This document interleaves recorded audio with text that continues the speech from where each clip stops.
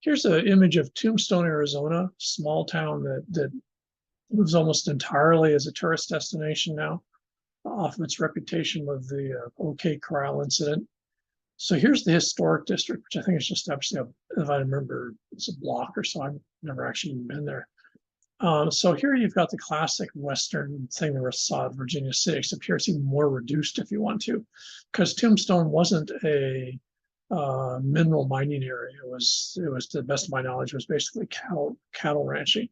But again, the same type of thing. You run huge numbers of cattle on the landscape, ship those cattle off, and your only interest in the landscape is generating money vis-a-vis through the cattle.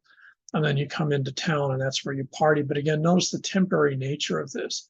I'm not sure that most of these buildings are actually original. I think it was rebuilt in the 30s and 40s when car tourism started to become a big issue.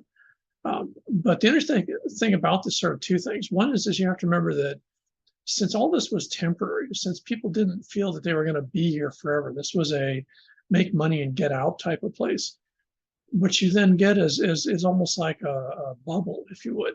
People would basically bring parts of the world that they felt they needed to have to places like Tombstone or Virginia City or Bodie or wherever as a minimum of the civilized world they originally had come from. And in some ways, probably more importantly, as a reminder and an incentive to work hard to basically go back to that world of civilization, whatever, sort of the New England world, if you would. And so in that context, what you have is, it's one of the interesting aspects of looking at these, especially if you look at, as an archaeologist, if you look at what people brought to these places, is it's a real strange, very eclectic collection of things that people didn't feel they could leave behind if they wanted to be reminded of where they were from. So these aren't places that you ever were from. These are places that you went to and you left.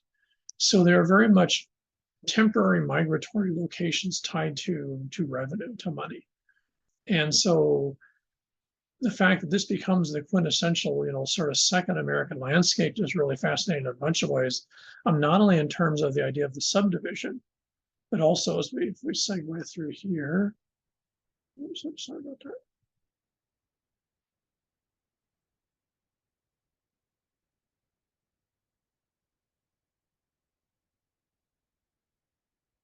You can see the modern interpretation, in many cases, the same ethos played out right here.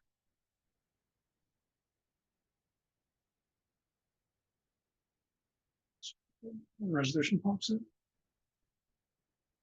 The mobile home, whether it be a converted van, whether it be a towed trailer, something like that, is in many ways sort of a modern version of the Western ethos, sort of personified. You live in this thing, you move it around like a little capsule, and you can go from place to place. And then thousands of people do this. There's the whole sort of snowbirds things of people that move from basically this part of, say, Arizona up to places like Canada in the summer, come back down here. The other part of this ethos that you see, and I remember seeing them just here, so you can go ahead and see. Shoot, where'd they go? Well, you see one here, and that'd be the motorcycle. The motorcycle, especially for Americans, is very different than what it is in most of the world. In most of the world, it's a major form of transportation for folks that can't afford anything else, and especially in crowded urban areas in much of the world, it's the only way you can get around if you don't have to, because you can't. There's no parking. But this, on the other hand, is a Harley. I'm not sure what version it is. Maybe a Road King.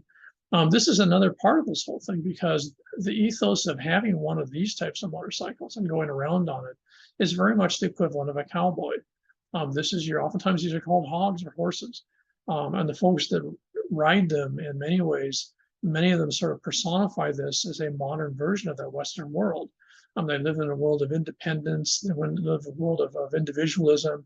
And this is their expression of who they are in a very critical way. I should point out, actually, there's illustrations on this trailer are symbolic of the same thing. So in many ways, while New England was reflective of community and the group, to a certain extent, the Western, image of the Wild West town becomes quintessentially, especially today, the image of American values in this sense of individualism, people standing up for themselves. The idea that good and bad is decided by individuals. Think of Western movies, quintessentially, American, visual pastime. And to a certain extent, you see this both an idea of mobility in terms of changing houses, or traditionally, at least I think it's still common on the mainland, is when you get older, is you actually sell your house. And I know we had some friends of my parents do this, and they bought, big bus versions of these and they literally spent their, I think, 9 months a year riding around in their van, their home van, and going from place to place. I had no idea what they did there, but they would typically log 3 to 10,000 miles a year driving. And I have no idea, but I suspect this thing probably, goes equally long distances. And so what you get is the idea of mobility, but most importantly, individual choice. Individual expression, individual choice becomes absolutely key. And if you think about it, that's sort of antithetical to the New England landscape, because the Williamsburg landscape, yeah, the houses might be different shapes and different sizes, but in large part, that's a community landscape. There's a very sort of bolted down agreement on what everything should look like. And in many ways, everything looks pretty much the same. And you still see that, for example, in that image of the American neighborhood, I think in Palo Alto or whatever we pulled up. Here you see almost the opposite. I don't care what the neighbors think. To hell with the neighbors. I'm who I am. This is the choice I make, and if you don't like it, then leave. Or don't pay attention or whatever. This sort of hyper individualism, and this is the Western thing. If you think about it, it's quintessentially American in many ways, and that's the important part of that. So the images that you get out of this are all sorts of, oh, wait a second. Sorry, I can't find what I was actually looking for, which was this restaurant that had classics, or what I would call stereotypic Western decor, with the chairs and the tables were made out of these barrels. But here you see the same thing. The classic American image in a lot of these places, and I don't know how many of these I've seen over there, would be the idea of the trading post or the trading stop. And here you see the sort of quintessential Western architecture, a little more substantial because we're in the Southwest here. So the idea of sort of a pseudo adobe. But again, notice the very temporary nature of a lot of this stuff. The fact that it's, sort of very individualistic. If you think about it, there's absolutely nothing about this landscape here that would make a Calvinist heart, happy. The only part that might make him happy is if someone here made a lot of money off of it, I suppose. But this is a landscape where, whoever owns this place is on one hand selling the stuff to tourists. I assume these must be flowers or something for sale. But on the other hand, in fact, we've got some obvious tourists here. But on the other hand, they're very much making an expression that they're unique. The stuff here is supposed to be stuff you can only find here, and that's why you should buy it. And so the idea of uniqueness, of individuality, individual expression becomes a really, really key part of this whole world. But notice how it's also sort of rolled into this whole idea of the temporary. And this is, a huge part of American sense of place and everything else is tied into this idea of the temporary.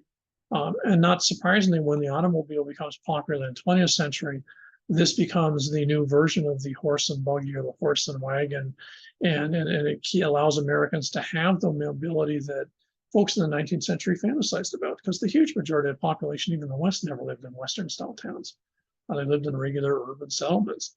But this was the fantasy even back in the mid-late 19th century, was the idea of the Western town, the cowboy, the gunslinger, the saloon keeper, the whole nine yards, the gold miner, the whole 9 yards. And in the 21st century, it's all sort of rolled in or encapsulated in the idea of the automobile. And so what happens is when the automobile comes in the 20th century, this is probably one reason why the Americans embrace it much more so than other places in the world, is because in many ways it's a contemporary way to grab back to this path ethos. So it becomes a little more complicated in that some of the symbols are from this point in time. Let's see what else we've got here. Oh, there's a white picket fence. So some of these symbols are from the period, if you would, like the unpainted, board and batten siding. Other symbols are sort of modern contemporary reinterpretations of that. The tourists, and this might be their car here, that drive, how many hours to go and then check this place out so they can see Tombstone, Arizona, and experience the West. And this is, the Western states depend enormously on this image of the past. and the image of the West as a central part of both their self-identity, especially in places like Arizona, Colorado. I mean, the list goes on and on.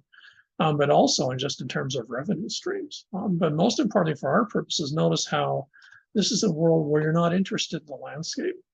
The landscape becomes almost a flat stage in which you do stuff. You make money off of this landscape, but you're not interested in the environmental consequences of the landscape. You're not interested in the what originally was on this landscape. It's irrelevant to you. This is a consumer-based, this is a commodity-based landscape, and that's very much this whole sort of American period of mindset is the idea of commoditization, if you would, of the world, commoditization of a landscape, and so therefore the places and the built environment are going to reflect that.